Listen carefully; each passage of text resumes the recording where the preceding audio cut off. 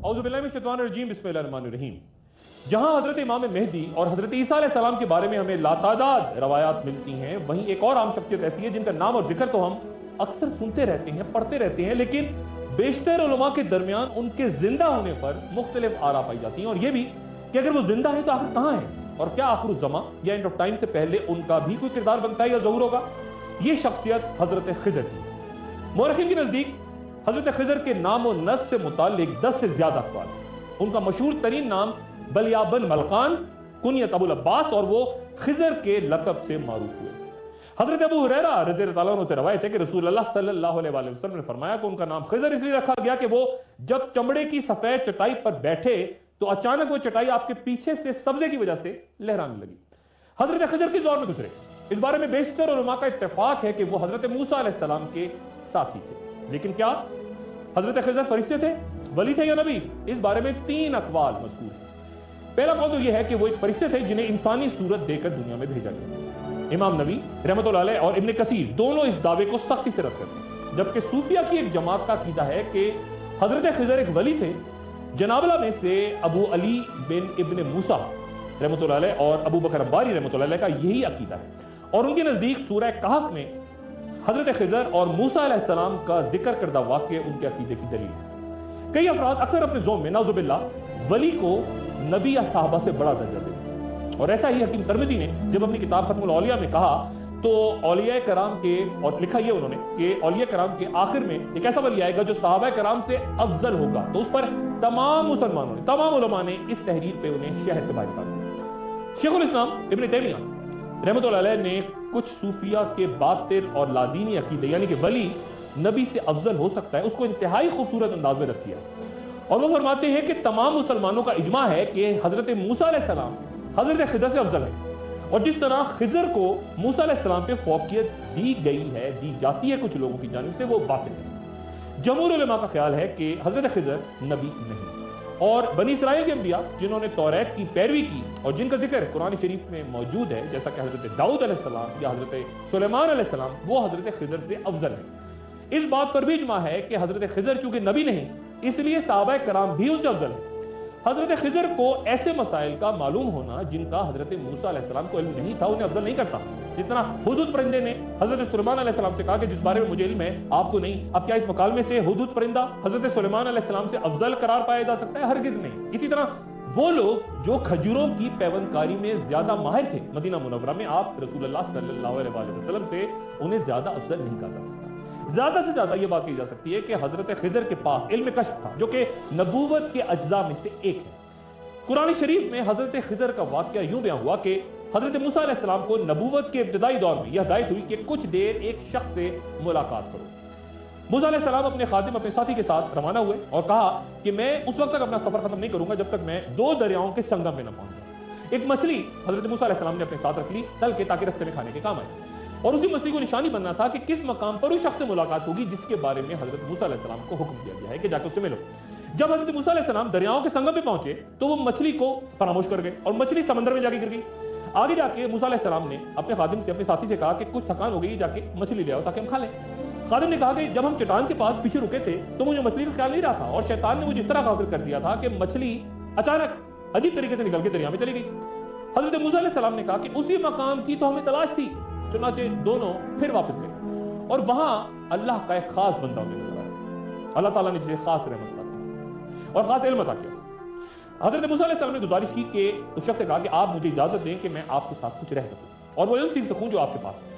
हजरत खिज़र ने जवाब दिया कि आप मेरे साथ सब्र से नहीं रह सकते, और जिसका आपको इल्म ही नहीं, आखिर आप उस बात पे सब्र से कैसे रह सकते हैं? हजरत मूसा अलैहिस्सलाम ने कहा कि इंशाअल्लाह आप मुझे साबिर पाएंगे। उस शख्स ने कहा, यानी हजरत खिज़र ने कहा, अच्छा आप मेरे साथ चलें, लेकिन कोई बात ना पूछिएगा जब तक कि मैं खुद आपसे उस बात का जिक्र ना करूं। दोनों रवाना हो गए और एक कश्ती में बैठ गए। तो उस शख्स यानी खिज़र ने उस कश्ती में एक शगाफ कर दी, एक सुराख कर दी। हजरत मूसा अलैहिस्सलाम ने पूछा कि ये आपने शगाफ क्यों किया? सब कश्ती तो डूब जाएगी।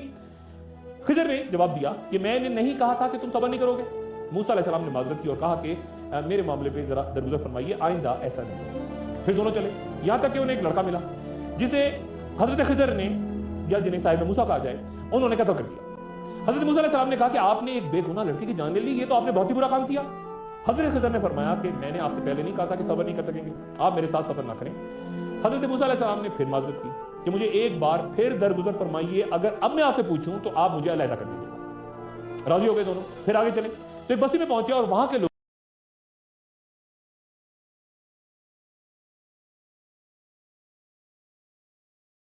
حضرت خضر نے اس دیوار کو دوبارہ تعمیر کر دیا۔ حضرت موسیٰ علیہ السلام نے پھر کہا کہ یہ آپ نے کیا کیا، اس کام کی تو آپ کو اجرت لینی چاہیے تھی، ان لوگوں نے تو ہمیں کھانا بھی نہیں کھلایا اور آپ نے مفت میں ان کا کام کر دیا۔ اس پہ حضرت خضر نے کہا کہ بس اب میرا اور آپ کا ساتھ یہاں ختم ہوتا ہے، اب میں ان باتوں کی حقیقت آپ کو بتاتا ہوں جن پر آپ سے صبر نہیں ہو سکا۔ اس کشتی کا معاملہ یہ تھا کہ وہ چند غریب لوگوں کی تھی جو دریا میں محنت مزدوری کرتے تھے۔ میں نے اس میں سوراخ یا شگاف اس لیے کر دیا تھا کیونکہ آگے ایک ایسا بادشاہ رہتا ہے، اس کا علاقہ ہے جو ہر صحیح سلامت ثابت کشتی کو زبردستی چھین لیتا ہے لوگوں سے۔ میں نے اس میں عیب ڈال دیا تاکہ وہ غریب لوگوں سے چھینی نہ جا سکے۔ وہ لڑکا جسے میں نے قتل کیا تھا وہ سرکش اور نافرمان لڑکا تھا، جبکہ اس کے والدین مومن تھے، اس لیے میں نے اس کو قتل کیا کہ ان کا رب اس لڑکے کے بدلے انہیں ایسی اولاد عطا کرے جو اپنے اخلاق میں بھی بہتر ہو اور اپنے والدین کی خدمت کرے۔ جبکہ دیوار کا معاملہ یہ ہے کہ وہ چند یتیم لڑکوں کی تھی جو شہر میں رہتی ہیں۔ اس دیوار کے نیچے ایک خزانہ دفن ہے اور ان کا باپ نیک تھا، اس لیے تمہارے رب نے چاہا کہ جب یہ دونوں لڑکے بڑے ہو جائیں، بالغ ہو جائیں تو اپنا خزانہ وہاں سے نکالیں۔ یہ سب کچھ تمہارے رب کی رحمت سے ہوا ہے، میں نے کچھ نہیں کیا، اپنے اختیار میں کچھ نہیں تھا، لیکن تم ان حقائق پہ صبر نہیں کر سکے۔ یہ واقعہ سورہ کہف کی آیات 60 سے 82 میں بیان ہوا ہے۔ کئی علماء کا کہنا ہے کہ حضرت خضر نبی تھے اور اگر سے ولی ہوتے تو موسیٰ علیہ السلام سے اس انداز میں مخاطب نہ ہوتے، چنانچہ وہ بھی پیغمبر تھے، واللہ عالم بالصواب۔ حضرت خضر کی زندگی اور نبوت کے بارے میں علماء میں اختلاف ہے۔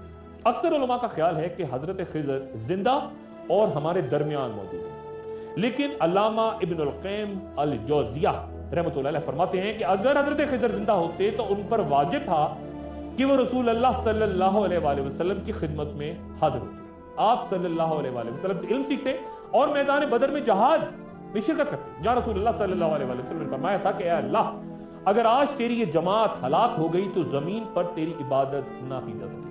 حالانکہ وہ 313 لوگ تھے جن کے اپنے آباء و اجداد اور قبائل تک کے نام ہم جانتے ہیں، تو اس وقت حضرت خضر کہاں تھے؟ حضرت خضر کے بارے میں ابن اسحاق اپنی کتاب المبتدا میں فرماتے ہیں کہ جب حضرت آدم علیہ السلام کی موت کا وقت قریب آیا تو انہوں نے اپنے بیٹوں کو جمع کیا اور فرمایا کہ اللہ کا عذاب نازل ہونے والا ہے، تم میرے جسم کو لے کے ایک غار میں رکھ دینا حتیٰ کہ تم مجھے شام کی سرزمین پہ لے جا کے دفن کرنا۔ جب طوفان نوح آیا تو حضرت نوح علیہ السلام نے اپنے بیٹوں کو فرمایا کہ حضرت آدم علیہ السلام نے اللہ سے دعا کی تھی کہ اے اللہ اس شخص کی عمر قیامت تک لمبی کر دینا جو مجھے دفن کرے۔ تو حضرت آدم علیہ السلام کا جسم مسلسل پڑا رہا حتیٰ کہ حضرت خضر پیدا ہوئے، جنہوں نے پھر آدم علیہ السلام کی تدفین کی تو اللہ تعالیٰ نے حضرت آدم علیہ السلام سے جو وعدہ کیا تھا وہ پورا کر دیا، اور یوں حضرت خضر اللہ تعالیٰ کی مرضی کے مطابق قیامت تک زندہ رہے۔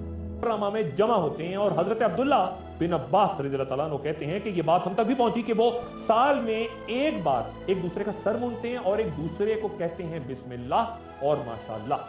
اسی طرح ابن حجر اور امام عبداللہ بن احمد حنبل رحمۃ اللہ علیہ سے بھی روایات ہیں کہ حضرت الیاس علیہ السلام اور حضرت خضر رمضان المبارک میں بیت المقدس میں جا کر روزے رکھتے ہیں اور دونوں ہر سال جمع ملتے ہیں۔ جو علماء حضرت خضر علیہ السلام کے زندہ ہونے کے قائل ہیں وہ ان کی رسول اللہ صلی اللہ علیہ وآلہ وسلم سے ملاقات بھی بیان فرماتے ہیں۔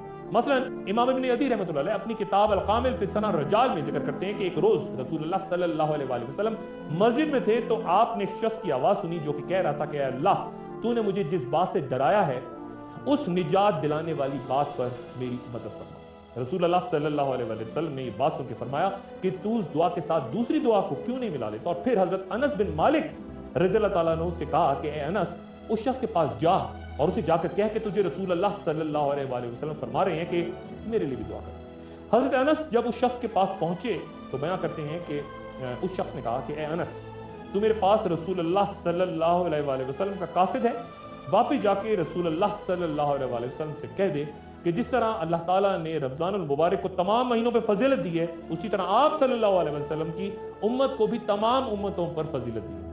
اس پر لوگوں نے غور سے دیکھنا شروع کیا کہ بات کرنے والا شخص کون ہے، تو دیکھا کہ وہ حضرت خضر۔ الحافظ ابو عبداللہ محمد بن مسلم الرازی اپنی کتاب میں ایک روایت یوں بیان کرتے ہیں کہ میں ایک روز حضرت عمر بن عبدالعزیز کے پاس بیٹھا ہوا تھا اور وہاں ایک بزرگ شخص بیٹھے ان سے بات کر رہے تھے، لیکن بعد میں نے انہیں نہیں دیکھا۔ میں نے خلیفہ سے پوچھا کہ یا امیر المومنین میں نے ایک بزرگ شخص کو आपसे गुफ्तगू करते हैं देखा था, तो हजरत उमर बिन अब्दुल अजीज ने फरमाया कि वो मेरे भाई खिजर थे। वो अक्सर मेरे पास आते हैं और मुझे बहुत कुछ समझाते हैं, मेरी इस्लाह करते हैं और मुझे दुरुस्त करते हैं। गोया उलमा के नजदीक आज भी इस बात पे इख्तलाफ है कि हजरत खिजर जिंदा हैं या वफात पा चुके, और ये भी कि वो पैगंबर या नबी या वली। अकाबरीन के दरमियान इस बात पर भी इख्तलाफ है कि हजरत खिजर का हसन नसब क्या था।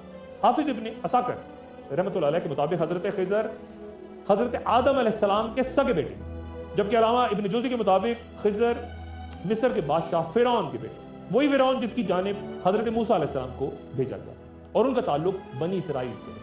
जो उलमा हजरत खिजर के जिंदा होने का बयान फरमाते हैं वो तमाम आम वाक़यात बशमूल रसूल अल्लाह सल्लल्लाहु अलैहि वसल्लम के दौर में ग़ज़वात में भी हजरत खिजर की मौजूदगी के कायल हैं, लेकिन ये कि वो आम लोगों को नजर नहीं आते थे। ये बात भी बयान की जाती है कि हजरत खिजर आबादी और शहरी इलाकों से दूर रहते हैं, वीरानों में कहीं उनका ठिकाना है, और वो ऐसे लोगों के दरमियान है जिनके अहवाल से हम आम लोग वाकिफ हैं, दुनिया में नहीं जानते, और वो उनकी रहनुमाई फरमाते हैं। वल्लाहु आलम बिस्सवाब। हजरत अब्दुल रज़्ज़ाक़ रहमतुल्लाह अलैह बयान फरमाते हैं कि हजरत अबू सईद हदरी रहमतुल्लाह अलैह से रवायत है कि हमें रसूल अल्लाह सल्लल्लाहु अलैहि वसल्लम ने तवील हदीस बयान फरमाई, और उस हदीस के दौरान आपने फरमाया कि दज्जाल आएगा और मदीने की हदूद में उसका दाखिला हराम होगा।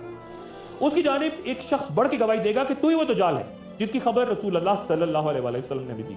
उस पर दज्जाल कहेगा कि देखो तो सही, अगर मैं शख्स को कत्ल करने के बाद फिर जिंदा कर दूंगा तो क्या तुम सारे लोग मुझे मान जाओगे, कोई शक तो नहीं होगा मेरे ऊपर। वो शख्स दज्जाल के हाथों कत्ल हो जाएगा, और दज्जाल उस शख्स को कत्ल करने के बाद दोबारा जिंदा करेगा और कहेगा कि अब तू मेरा साथ दे, जिसमें वो शख्स कहेगा कि आज अल्लाह की कसम मुझे पूरा यकीन हो गया कि तू झूठा है, तू ही दज्जाल है, और मैं किसी सूरत तुझे नहीं मानूंगा और हर सूरत तुझसे लड़ूंगा। उसमें दज्जाल तैश में आके दोबारा उस शख्स को कत्ल करने की कोशिश करेगा, लेकिन इस बार वो नाकाम हो जाएगा। आखिर ज़मा यानी एंड ऑफ टाइम्स के हतमी मार्कों के दौरान मदीना की हदूद के बाहर दुनिया के सामने जाहिर होके दज्जाल को ललकारने वाली ये शख्सियत हजरत खिजर की होगी। लेकिन सिर्फ हजरत खिजर के ही नहीं, मुतअद्दिद उलमा एक और पैगंबर के भी दुनिया में मौजूद होने के दलाइल देते हैं, जिनका जिक्र कुरान मजीद में यूं बयान हुआ, और बेशक अलियास पैगंबरों में से हैं। याद करो जब उन्होंने अपनी कौम से फरमाया था कि क्या तुम नहीं डरते अल्लाह से, और क्या तुम बोल को पुकारते हो और सबसे बेहतर पैदा करने वाले को छोड़ देते हो। अल्लाह ही तुम्हारा और तुम्हारे बाप दादाओं का परवरदिगार है। लेकिन उन्होंने इलियास को झुटलाया, तो बेशक वो लाए जाएंगे पकड़े हुए जहन्नुम में, बजाय उनके जो अल्लाह के खास बंदे हैं। और हमने बाद के लोगों में इलियास का जिक्र बाकी रखा, इलियास पे सलाम हो, बेशक हम नेकोकारों को इसी तरह बदला दिया करते हैं, बेशक वो हमारे मोमिन बंदों में से है। इन आयात में बॉल का लफ्ज इस्तेमाल हुआ, ये मशरिक में आबाद कौमों का सबसे मकबूल बुत था, बहुत बड़ा बुत। कई मौलिकीन के मुताबिक हिजाज का मशहूर बुत हबल भी दरअसल यही बॉल था। इस बुत की खिदमत के लिए 400 खादिम थे और ये 20 फुट बड़ा था और खालिस होने से बना हुआ। हजरत इलियास अलैहिस्सलाम को जब हुक्म हुआ कि वो अपनी कौम को बुत परस्ती से रोकें, तो वो सामरिया पहुंचे, जो कहीं आज दुनिया के नक्शे में मौजूद नहीं हुआ इलाका। लेकिन आज जहां लिबनान का शहर बालबक खंडरात की सूरत मौजूद है, कभी यहां पर वो बस्ती और कौम आबाद हुआ करती थी। पैगंबर ने रोका, लेकिन कौम अपने बादशाह और मलका की अताअत करे। उन्होंने हजरत इलियास अलैहिस्सलाम को रद्द कर दिया। पुजारी मुश्तिल हो गए और मलका अज़ाबिल ने हुक्म दिया कि जो बोल बुत की पूजा नहीं करेगा उसे कत्ल कर दिया। मलका के खौफ से जो 100 के करीब लगभग लोग ईमान लाए थे वो गार में जाके छुप गए, और जब कुछ लोगों ने उन्हें खाना पहुंचाना शुरू किया गारों में जाके, तो मलका ने उन्हें भी कत्ल करवा दिया। हजरत इलियास अलैहिस्सलाम ने बादशाह अखी से मिलके उसे भी कैल करने की कोशिश की, लेकिन जब वो भी नहीं माना और पैगंबर के कत्ल की कोशिश की, तो हजरत इलियास अलैहिस्सलाम रोपोश हो गए। कौम शदीद कहत में मुब्तला हुई और बड़ी तादाद में हलाक हुई। हजरत इलियास अलैहिस्सलाम जो कि गालिबन दमिश्क के जबल कादिसियून में मुकीम थे, और वो गार आज भी मौजूद है जहां हजरत इलियास अलैहिस्सलाम रवायात के मुताबिक 10 साल मुकीम रहे, और 10 साल के बाद जाहिर हुए, और उन्होंने बादशाह से कहा कि आप कोहे करमल पे उनको बुलाएं, अल्लाह के हुक्म से बारिश होगी, और वो बारिश हो गई। लेकिन मलका ज़बील ने बादशाह से फिर इख्तलाफ किया और ईमान लाने वाले पुजारियों को कत्ल करवा के हजरत इलियास अलैहिस्सलाम को मुल्क छोड़ने का हुक्म दिया। हजरत इलियास अलैहिस्सलाम बालबाग शहर से कोहे होरब की तरफ चलते रहे यहां तक किसी जंगल में जाके उनकी मंजिल खत्म हो गई, और वहां हजरत इलियास अलैहिस्सलाम एक दरख्त के नीचे सो गए। अब वो वजह जिसके बायस मैंने इस मरहले पे हजरत इलियास अलैहिस्सलाम का किस्सा बयान किया, جہاں کچھ علماء کے مطابق حضرت الیاس علیہ السلام کا وہیں انتقال ہو گیا تھا جہاں وہ سوئے تھے درخت کے نیچے، اور وہ شہر بالبک میں ہی کہیں مدفون ہے۔ حضرت کعب رضی اللہ عنہ فرماتے ہیں کہ اس وقت 4 انبیاء کرام زندہ ہیں، 2 زمین پر یعنی حضرت الیاس علیہ السلام اور حضرت خضر، جبکہ 2 آسمانوں پر، ایک حضرت عیسیٰ علیہ السلام کے ساتھ آسمان ایک اور ہے۔ ان روایات کا تذکرہ پہلے بھی میں کر چکا کہ حضرت الیاس علیہ السلام اور حضرت خضر ہر سال رمضان المبارک میں بیت المقدس میں اکٹھے ہوتے ہیں اور دونوں حج بھی کرتے ہیں اور زمزم کا ایک گھونٹ پیتے ہیں غالباً، جو اگلے سال تک، 1 سال تک کچھ روایت کے مطابق ان کے لیے کافی ہوتا ہے۔ علماء کے اس بات پہ بھی آپس میں اختلاف ہے کہ حضرت خضر کی طرح حضرت الیاس علیہ السلام نے بھی رسول اللہ صلی اللہ علیہ وسلم سے ایک سفر کے دوران ملاقات کی تھی اور ان کا قد 300 گز بیان ہوتا ہے، اور اس واقعے کے راوی حضرت انس بن مالک رضی اللہ عنہ۔ کیا حضرت عیسیٰ علیہ السلام اور حضرت امام مہدی کے علاوہ اور بھی بڑی برگزیدہ شخصیات ہیں جن کا آخر زمان میں کردار بیان ہوتا ہے؟ ایک وقت اور رکھنے کے بعد دوبارہ دیکھیں۔ خوش آمدید۔ حضرت عیسیٰ علیہ السلام کے دنیا سے رخصت ہونے کے کچھ 200 سال بعد یعنی عیسائیت کے ابتدائی دور میں رومی شہنشاہ دقیانوس کے زمانے میں حتمی فیصلہ کر لیا گیا کہ بت پرستی اور شرک کو ایک بار پھر بحال کر دیا جائے گا اور ہر حال میں عیسائیت کو کچل دیا جائے گا۔ اسی دوران بادشاہ کو خبر ملتی ہے کہ چند نوجوانوں نے دوبارہ عیسائیت قبول کر لی ہے، تو وہ شدید غصے میں آ کے ان نوجوانوں کو دربار میں بلاتا ہے اور انہیں سخت ترین سزا دینے سے پہلے ایک موقع سوچنے کا چند روز کی صورت دیتا ہے اور کہتا ہے کہ وہ خوب غور کر لیں یہ نوجوان اور پھر دربار میں واپس آ کر اپنے گناہوں کی معافی مانگیں۔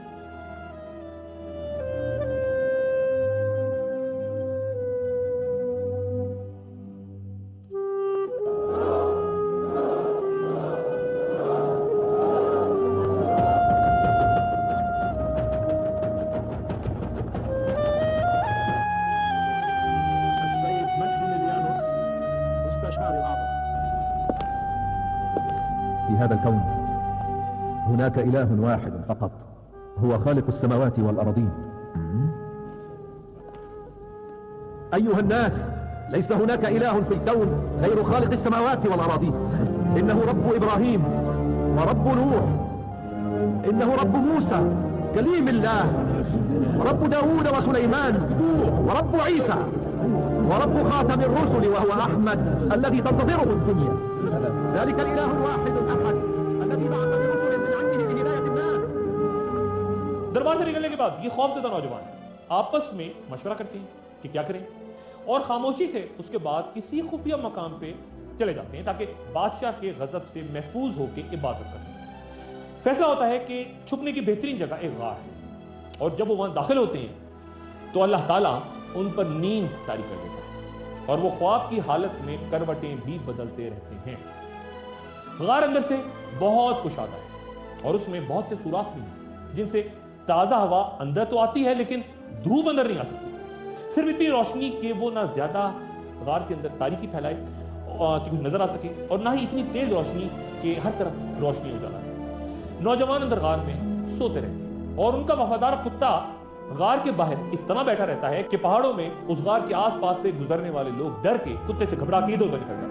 کتے کے غرانے پہ وہ بھاگنے میں ہی اپنی عافیت سمجھتے ہیں۔ وقت گزرتا ہے، گھنٹے، دن، ہفتہ، مہینہ، سال، باہر دنیا بدل جاتی ہے، زمانہ بدلتا ہے، انقلاب آ جاتے ہیں اور شہری عیسائیت کے آغوش میں آ کر دوبارہ محفوظ ہو جاتے ہیں۔ یہ نوجوان پھر حکم الہی سے بیدار ہوتے ہیں، سرگوشیاں کرتے ہیں اور ایک دوسرے سے پوچھتے ہیں کہ کتنی دیر سوئے۔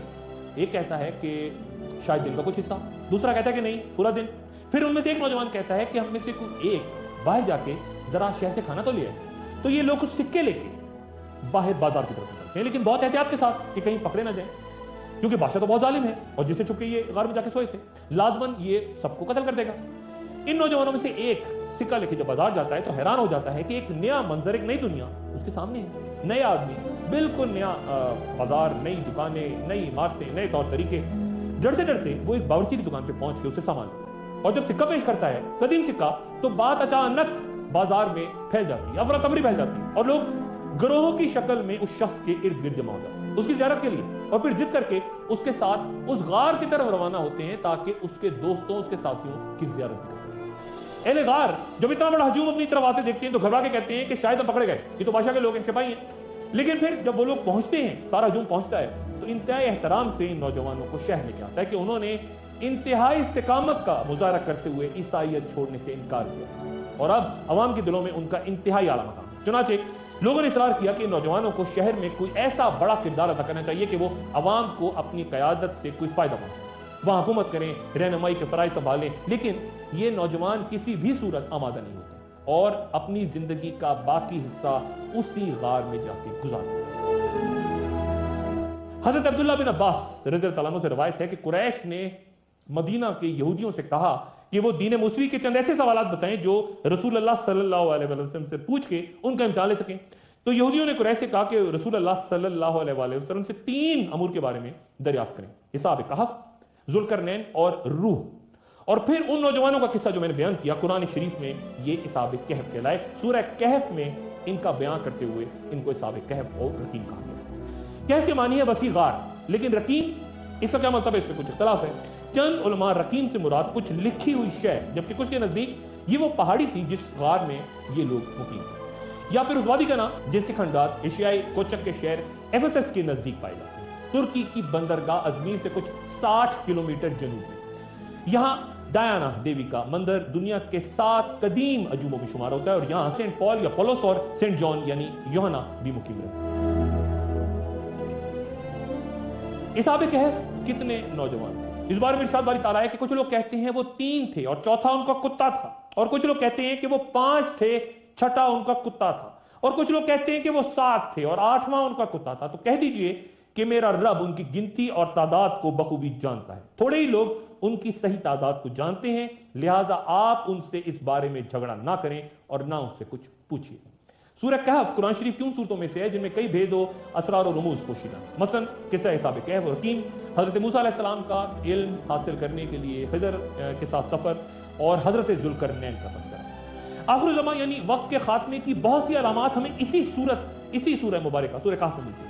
اور ایک اور حدیث کے مطابق رسول اللہ صلی اللہ علیہ وسلم نے فرمایا کہ جو کوئی بھی دجال کے دور فتنے میں موجود ہو تو وہ سورہ کہف کی ابتدائی آیات تلاوت کرے، یہ اس کے لیے بالکل ویسے ہی امن و سکون کی علامت ثابت ہوں گی جس طرح آگ حضرت ابراہیم علیہ السلام کے لیے سلامتی اور فرت بخش بن گئی تھی۔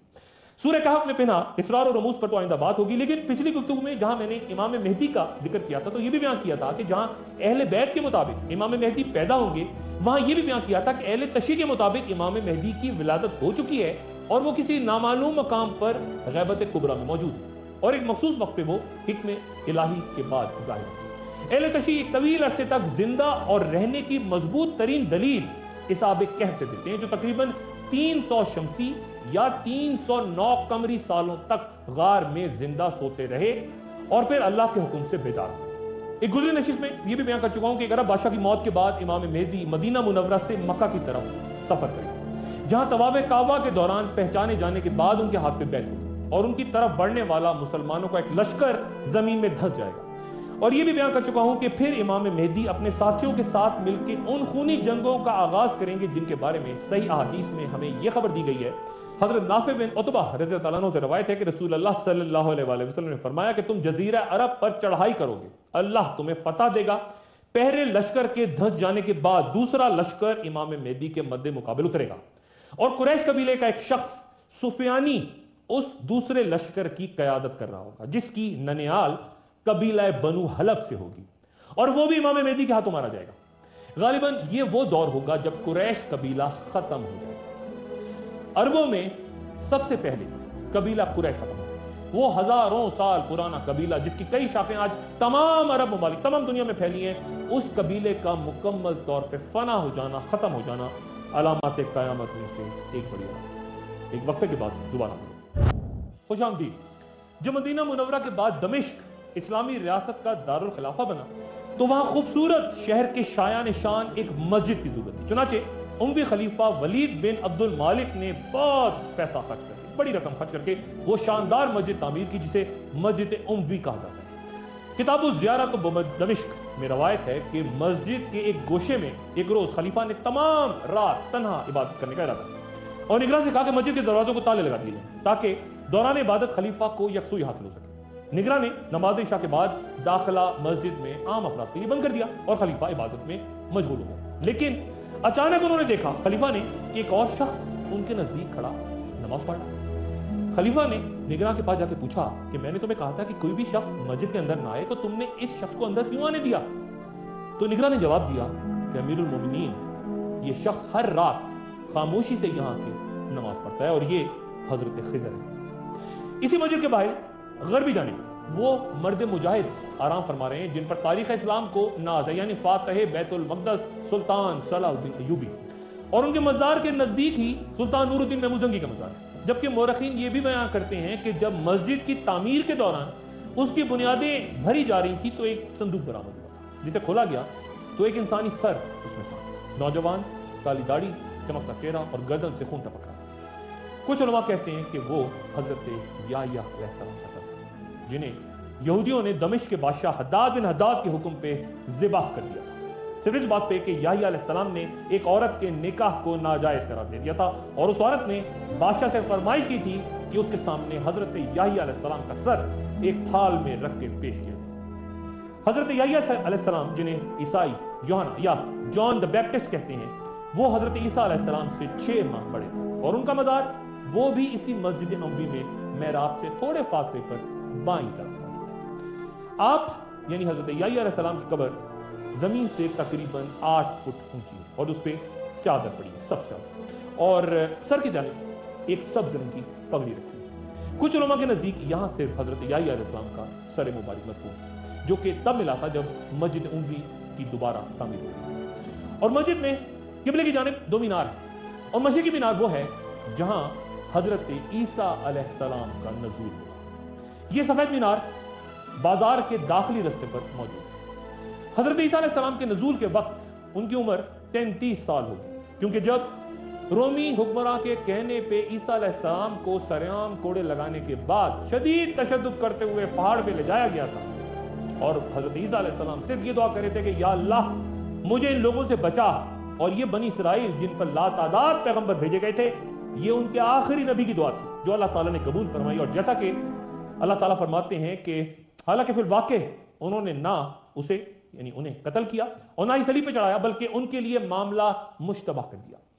اور مسلمان علماء کا اتفاق ہے اس بات پہ کہ جب حضرت عیسیٰ علیہ السلام کو صلیب تک لے جایا جا رہا تھا تو ان کی مخبری کرنے والے حواری شاگرد اس کی شکل بالکل حضرت عیسیٰ علیہ السلام کی طرح کر دی گئی، سوری دے دی گئی تھی اس شخص کو، اور حضرت عیسیٰ علیہ السلام کو اللہ تعالیٰ نے آسمان پر زندہ اٹھا لیا تھا۔ اس وقت حضرت عیسیٰ علیہ السلام کی عمر 33 سال تھی، اور جب دوبارہ وہ اس مسجد اموی دمشق کے مینار پہ جلوہ افروز ہوں گے تو 33 سال کی عمر ہوگی۔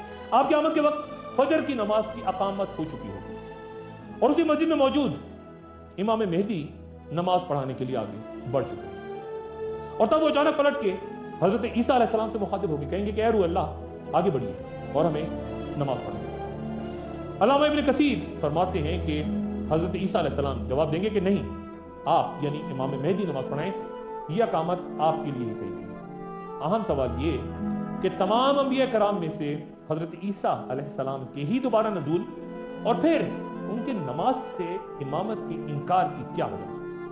اگلی نشست میں گفتگو جاری رہے گی۔ اپنا دوستوں رشتہ داروں گرد و نواح کے لوگوں کا سفر خیال رکھیے۔ اللہ حافظ۔